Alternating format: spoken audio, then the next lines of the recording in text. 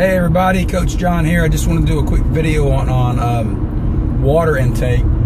Cindy had asked a cool question about water and how it affects your body. So I'm going to have to get a little scientific, technical on you here for a second. Water, there's two ways water is kind of like in your body. Glycogen is one of them. Glycogen is like your sugars. It goes into your muscle tissue. So you eat some complex carbohydrates like vegetables and stuff. We're not talking about fruits. We're just talking about like not simple sugars like fruits and honey. We're talking about something like carrots and vegetables and potatoes and stuff like that. And so let's see, those are complex carbohydrates. Mainly your fruits are not those. So those complex carbohydrates, you eat those break down into what we call glycogen. That gets stored in your muscle tissue so that when you do exercise or walk or use your muscles, it'll use that glycogen as energy, the sugars that it breaks down. And so when you do that, that's how you can do your workouts. That's why if you don't have a lot of good carbohydrates in your body, you go work out and your muscles are sore and they can't move and all that stuff and you're lethargic, that's from lack of glycogen or complex carbohydrates. So those are a really good part of your diet.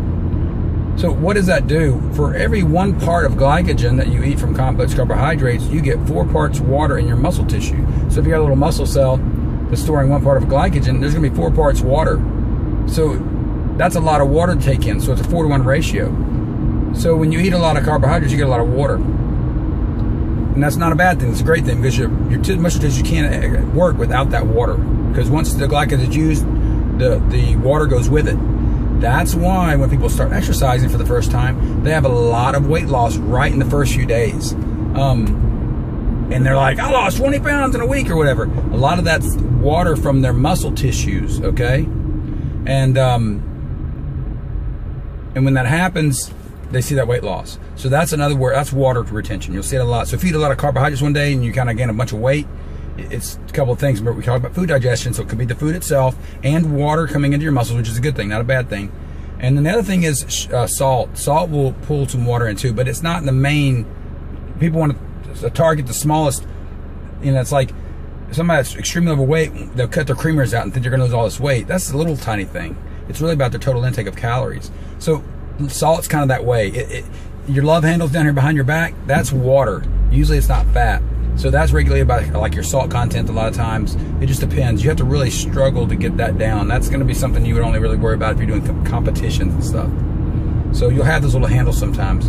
And then you come in starvation mode, but it just depends. But water intake is typically from your glycogen stores in your muscle tissue. And remember, it's a 4-to-1 ratio. So that's where that comes from. So when you do a heavy leg day, you probably drop a lot of water weight because you've used so much glycogen because your muscle tissues store more than any other part of your body. So the size of the muscle tissue will depend on how much water you excrete or keep on. So there's a little bit of tip about glycogen. Any questions, post them. I hate going deep like that, but it's something I learned from Beachbody about it, and I wanted to pass that on to you guys. All right, any questions, let's post them. I'll talk to you soon. Bye, everybody.